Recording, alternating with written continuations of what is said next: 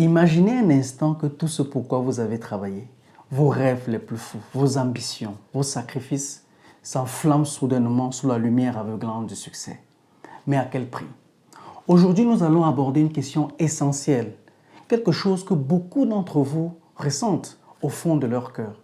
Nous vivons dans un monde où le succès est souvent perçu comme la solution à tous nos problèmes. Nous rêvons tous de succès, n'est-ce pas? De prospérité, de reconnaissance, de pouvoir et d'influence. Mais avez-vous déjà réfléchi à la question suivante? Êtes-vous réellement prêt pour le succès que vous attendez? Avez-vous déjà vu une personne humble devenir encore plus généreuse avec le succès? Ou au contraire, quelqu'un que vous admirez changer complètement une fois qu'il a réussi? Pourquoi cela arrive-t-il? C'est cela que nous aborderons dans cette vidéo. Veuillez rester avec moi jusqu'à la fin pour apprendre comment vous préparer avant que le succès ne frappe à votre porte, car ceux qui ont négligé cette préparation ont été confus lorsque c'est arrivé. Je suis Gildas Tankou et bienvenue sur la chaîne Rigorwell qui existe pour accompagner les entrepreneurs et créateurs qui veulent glorifier Dieu et démontrer leur amour et leur service aux autres dans tout ce qu'ils font, à se réinventer et créer de la valeur au niveau élevé avec consistance.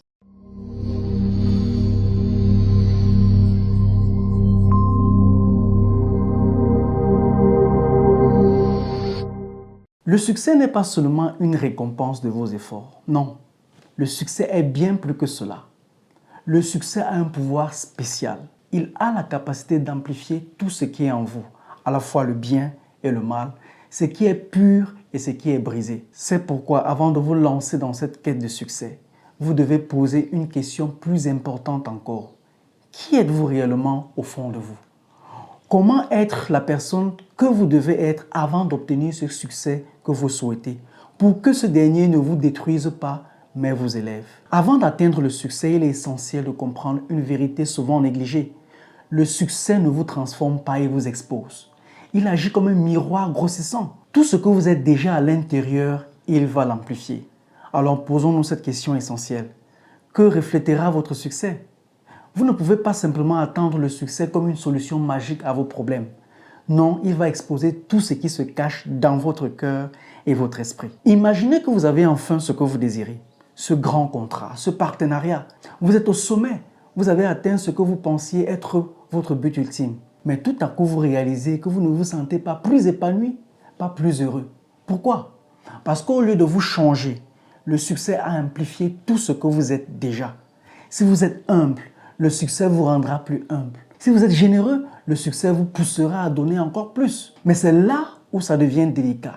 Si vous avez de l'orgueil dans votre cœur, le succès ne le dissoudra pas. Au contraire, il l'exposera, il l'amplifiera et vous risquerez de tomber dans l'arrogance. Imaginez un jeune roi, humble et rempli de sagesse, régnant sur un immense royaume. Il demande la sagesse à Dieu et il l'obtient. Mais au fil des ans, alors que ses richesses et son pouvoir s'accumulent, quelque chose change en lui. C'est l'histoire de Salomon, le roi d'Israël. Dans 1 Roi 3, verset 9, Dieu lui demande ce qu'il souhaite et Salomon demande la sagesse. Et Dieu, voyant son humilité, lui accorde cette sagesse, mais aussi la richesse et la gloire. Salomon devient l'homme le plus sage, le plus riche de son époque. Mais à mesure que sa gloire grandit, son cœur se corrompt. L'orgueil et l'amour de la richesse l'éloignent de Dieu. Le succès de Salomon n'a pas transformé son cœur, au contraire, il a révélé ses faiblesses internes. C'est une leçon essentielle. Le succès révèle, il ne change pas ce que vous êtes à l'intérieur. Et c'est là où réside un danger que peu de gens anticipent. Le succès ne guérit pas vos blessures du passé, il les met en lumière. Pensez-vous que l'argent, la célébrité ou la reconnaissance suffisent à panser des blessures profondes? Au contraire, si elles ne sont pas traitées, elles deviennent des failles béantes sous la pression du succès. Voyons ensemble pourquoi. Vous êtes-vous déjà demandé pourquoi certaines personnes, malgré leur richesse et leur succès, semblent toujours insatisfaites, en conflit avec elles-mêmes ou leur entourage? Avant de pouvoir transformer votre vie, il faut d'abord reconnaître les blessures qui vous ont marqué. Souvent, ces cicatrices, qu'elles soient liées à un abandon, à une trahison ou à un échec, se logent profondément en nous et conditionnent nos réactions face au succès. Imaginez-vous en train de regarder dans un miroir brisé. Chaque éclat reflète une partie de votre passé. Des moments de douleur, de doute, mais aussi des instants de grande vulnérabilité. Reconnaître ces morceaux, c'est accepter l'histoire qui vous a façonné et c'est là que commence la guérison. La douleur que nous choisissons souvent d'ignorer finit par se manifester de manière imprévisible, notamment lorsque le succès s'invite dans nos vies. Un entrepreneur peut, par exemple, se retrouver submergé par le stress ou la dépression après avoir atteint un palier de réussite simplement parce que les blessures du passé n'ont jamais été réellement soignées. Les blessures non guéries agissent comme des racines d'amertume qui, à l'instar d'une mauvaise herbe, risquent d'envahir tout le terrain de notre existence. La Bible nous le rappelle dans Hébreux 12, verset 15, nous avertissant de prendre soin que aucune racine d'amertume ne pousse et ne cause du trouble. Ce verset nous rappelle qu'une racine d'amertume non traitée peut se propager et infecter tout ce que vous entreprenez. Et le succès, loin de guérir, peut amplifier ces racines. Vous devez guérir votre cœur avant d'accéder à la grandeur. C'est précisément pourquoi reconnaître ces blessures est essentiel. C'est le point de départ d'une transformation intérieure qui permettra au succès de vous élever plutôt que de vous détruire. C'est là que vient le pouvoir de l'acceptation. L'acceptation est une étape cruciale sur le chemin de la guérison. Accepter que certaines blessures font partie intégrante de notre parcours nous permet de commencer à libérer leur emprise. En acceptant la douleur de notre passé, nous nous donnons l'opportunité de renaître, de nous reconstruire et de transformer notre vécu en une force positive. C'est là aussi que vient l'importance du pardon, qui est l'un des outils les plus puissants pour guérir les blessures du passé. Pardonner ne signifie pas oublier ou excuser les offenses, mais plutôt se libérer du poids que représente la rancœur. Imaginez porter un sac rempli de pierres lourdes toute votre vie. Chaque pierre représente une douleur ou une blessure non résolue. Pardonner, c'est déposer ces pierres et se sentir enfin léger, prêt à avancer vers de nouveaux horizons.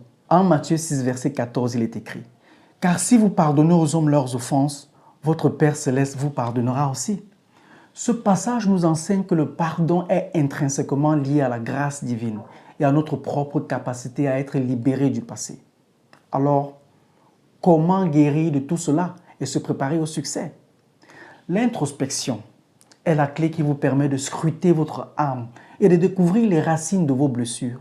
La méditation, la prière et la tenue d'un journal intime sont des pratiques qui vous aident à mettre des mots sur ce que vous ressentez. Consacrez chaque jour quelques minutes à vous asseoir en silence, à observer vos pensées et à les laisser passer sans jugement. Ce processus vous permettra de prendre conscience de vos schémas émotionnels et de commencer à les déconstruire. De nombreuses traditions spirituelles enseignent que c'est dans le silence intérieur que se trouvent les réponses à nos plus grandes questions. Profitez de ces moments de solitude pour renouer avec votre essence. La guérison intérieure est donc un préparatif au succès. Je répète, la guérison intérieure est donc un préparatif au succès. Nous avons vu que le succès agit comme un révélateur, amplifiant tant nos forces que nos faiblesses. Mais que se passe lorsque nous entreprenons un véritable travail de guérison intérieure? Imaginez que votre cœur est un jardin. Si vous enlevez les mauvaises herbes, ces blessures non soignées, et que vous cultivez de nouvelles plantes saines et nourries par la lumière de votre foi, alors votre jardin pourra fleurir pleinement. Le succès dans ce contexte ne sera plus une force destructrice, mais bien un levier de transformation qui vous permet de rayonner et d'inspirer autour de vous. C'est en forgeant un caractère aligné à vos valeurs profondes et en guérissant les blessures du passé que vous pourrez accueillir le succès sans craindre qu'il ne dénature qui vous êtes réellement. Imaginez un agriculteur qui sème des graines sur deux types de sols. Sur un sol stérile et dur, les graines peinent à germer et ne peuvent s'épanouir.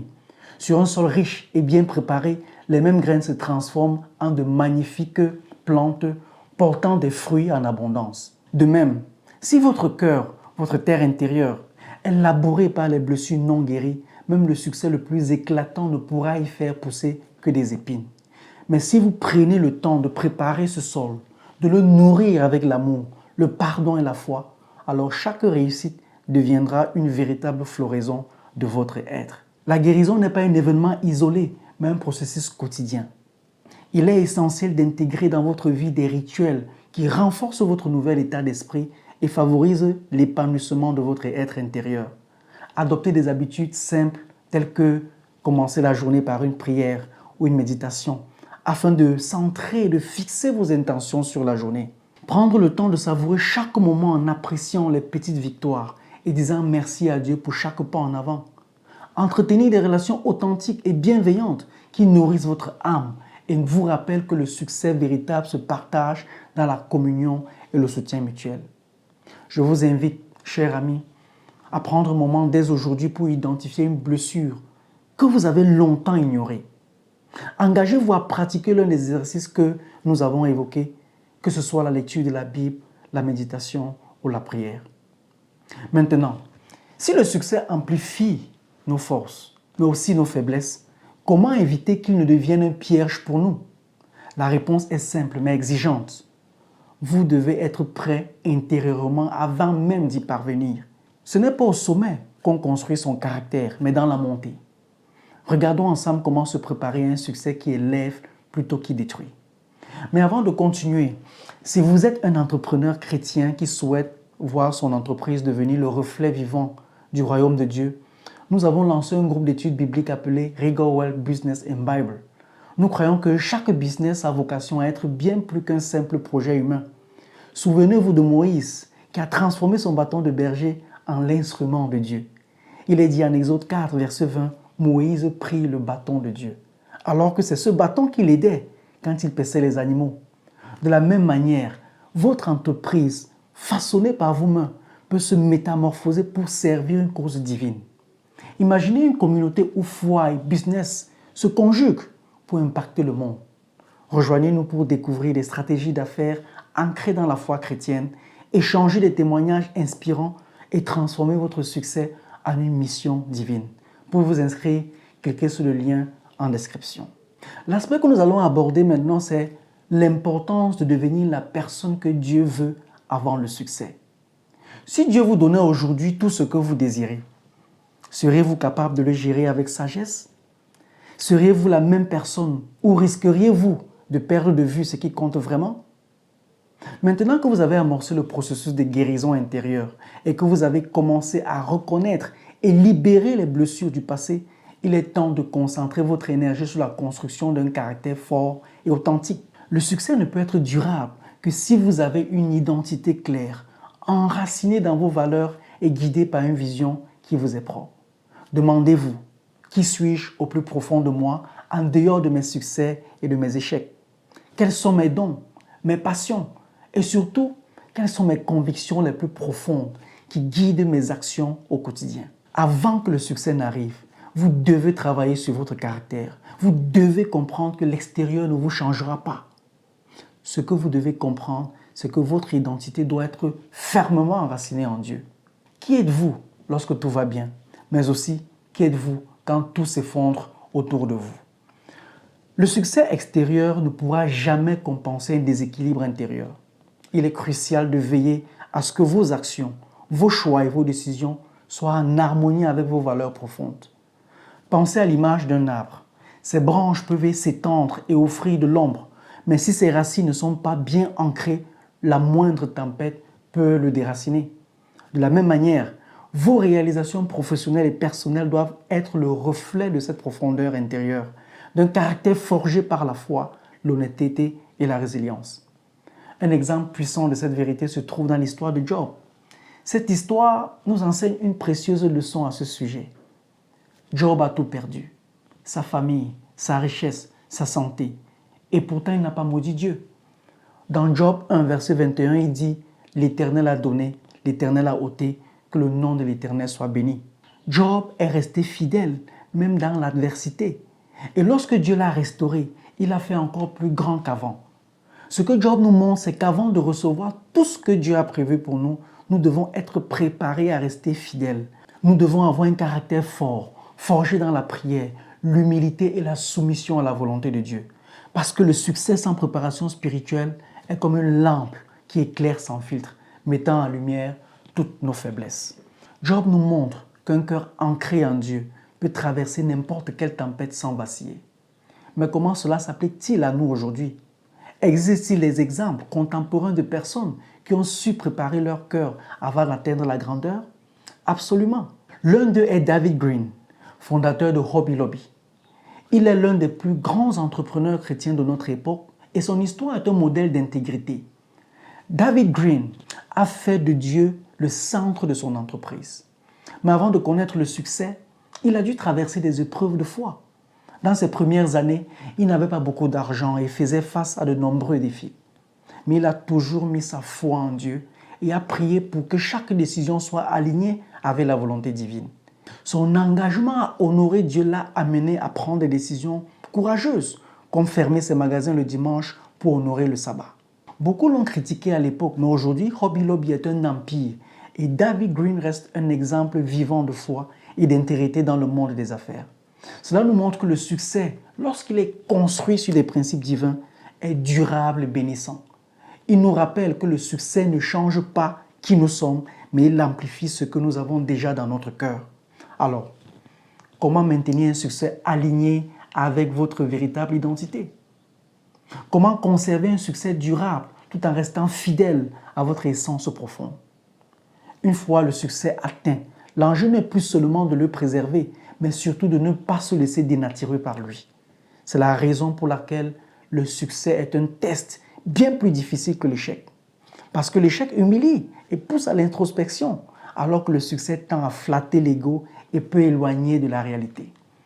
Lorsque vous commencez à briller, il devient facile de croire en votre propre mythe, de penser que vous êtes au-dessus des autres ou que vous n'avez plus rien à apprendre. Mais attention, c'est exactement dans ce moment-là que le succès commence à corrompre l'âme. Le succès, aussi gratifiant soit-il, mettra à l'épreuve votre caractère à travers plusieurs défis invisibles mais redoutables. Le premier défi, c'est l'illusion du contrôle total. Vous penserez que tout ce qui vous arrive est uniquement le fruit de vos efforts. Le deuxième, c'est l'isolement. Plus vous réussissez, plus il devient difficile de trouver des personnes sincères autour de vous. Troisièmement, l'excès de confiance. Vous risquez d'ignorer les conseils précieux parce que vous vous sentirez invincible. Quatrièmement, la tentation de la complaisance. Vous pourriez être tenté de relâcher vos efforts en pensant que vous avez déjà gagné. Le dernier piège, c'est l'oubli de vos racines. Si vous ne faites pas attention, vous risquez d'oublier qui vous étiez avant la réussite et de perdre votre authenticité. Ces pièges sont, je dirais, insidieux, car ils ne sont pas immédiats. Ils s'installent progressivement au fil des années. Et un jour, vous vous réveillez et vous ne vous reconnaissez plus dans le miroir. La première clé pour ne pas se perdre dans le succès, c'est l'ancrage profond dans des valeurs inébranlables. Demandez-vous dès maintenant, quelles sont les valeurs fondamentales qui définissent qui je suis vraiment? L'intégrité, la loyauté, la foi, l'humilité. Ces valeurs doivent devenir vos boussoles, car lorsque le succès viendra tester votre caractère, c'est elles qui vous ramèneront à l'essentiel. Prenons l'exemple de Daniel dans la Bible. Il était un homme de grande influence au service des rois, et pourtant il n'a jamais compromis sa foi ni ses principes. Il a su rester aligné avec ses convictions malgré le pouvoir, la richesse et les tentations. Le secret de sa confiance, il avait une identité claire et une discipline de vie solide ancrée dans sa relation avec Dieu. Vous aussi, vous devez cultiver ces piliers avant même que le succès n'arrive, car une fois au sommet, il sera trop tard pour construire vos fondations. Un autre levier, c'est s'entourer de gardiens de succès. Votre succès attirera des opportunistes, des flatteurs et parfois même des adversaires. C'est pourquoi il est vital d'avoir dans votre cercle proche des personnes sincères qui vous rappelleront qui vous êtes lorsque la célébrité, l'argent ou le pouvoir menaceront de vous aveugler. Qui sont ces gardiens du succès? Des mentors qui vous défient et vous font grandir. Des amis authentiques qui vous diront la vérité même quand elle fait mal. Une communauté spirituelle ou un groupe de soutien qui vous rappelle les vraies priorités de la vie. Entourez-vous de ceux qui n'ont pas peur de vous dire non, qui osent vous confronter quand vous commencez à dévier du droit chemin. Un entourage sain est un rempart puissant contre l'arrogance et l'isolement. Avant de clôturer cet épisode, parlons de l'argent et le pouvoir, ce qu'il révèle de vous. L'argent est-il un serviteur fidèle ou un maître impitoyable? L'argent en lui-même n'est ni bon ni mauvais. C'est ce que vous en faites qui révèle votre véritable nature. Si vous étiez généreux avant d'avoir de l'argent, vous le serez encore plus après. Mais si vous étiez avare et égoïste, l'argent amplifiera ses traits. Beaucoup pensent que l'argent change les gens. Mais en réalité, il expose ce qui était déjà en eux. Un homme bon deviendra encore plus bienveillant avec des ressources financières. Un homme corrompu ne fera qu'intensifier ses travers. Demandez-vous donc, quel est mon rapport à l'argent aujourd'hui? Est-ce que je l'utilise comme un outil ou est-ce que je le laisse me posséder? Rappelez-vous ce que dit la Bible, l'amour de l'argent est la racine de tous les maux. Vous pouvez le lire en 1 Timothée 6, verset 10. Ce n'est pas l'argent lui-même qui est mauvais, c'est l'attachement excessif à celui-ci qui détruit l'âme. Par ailleurs, nous avons le pouvoir. Tout comme l'argent est un révélateur. Il teste votre capacité à rester humble, à traiter les autres avec respect et à ne pas vous laisser emporter par l'illusion de supériorité. Regardez l'histoire du roi Saül. Il était humble lorsqu'il a été choisi pour régner. Mais le pouvoir l'a corrompu. Il a fini par se détourner de Dieu, obsédé par son statut et son autorité. Posez-vous cette question. Comment est-ce que je traite les autres lorsque j'ai une position d'influence? Est-ce que j'écoute ceux qui sont en dessous de moi hiérarchiquement? Est-ce que j'utilise mon pouvoir pour inspirer et élever les autres ou pour me servir moi-même? Votre réponse à ces questions déterminera la nature de votre succès. Après tout cela, la question est celle-ci. Que restera-t-il après vous? Voulez-vous construire un succès qui perdure? Le vrai test du succès, ce n'est pas combien vous gagnez ou combien de personnes vous admirent. C'est l'impact que vous laissez derrière vous. Posez-vous cette question essentielle. Si je disparaissais demain, que retiendrait-on de moi? Ai-je inspiré d'autres à devenir meilleurs? Ai-je utilisé mon succès pour aider et non seulement pour recevoir? Ai-je contribué à quelque chose qui me dépasse? Le succès qui compte, c'est celui qui fait grandir les autres et laisse une empreinte positive sur le royaume de Dieu. En définitive, le succès est l'ultime test de votre identité. Il expose vos forces, vos faiblesses, vos valeurs profondes et vos zones d'ombre. Si vous n'êtes pas prêt à voir qui vous êtes vraiment, alors le succès pourrait être votre plus grand piège. Mais si vous l'abordez avec humilité, introspection et un ancrage solide dans vos valeurs, alors il ne sera pas une menace, mais une opportunité d'amplifier le meilleur de vous-même. Merci d'avoir suivi cet épisode. Restez ancré, restez authentique et souvenez-vous, le succès ne vous change pas. Il révèle simplement qui vous êtes déjà. Et si aujourd'hui vous commenciez à travailler sur votre succès intérieur avant même de chercher le succès extérieur.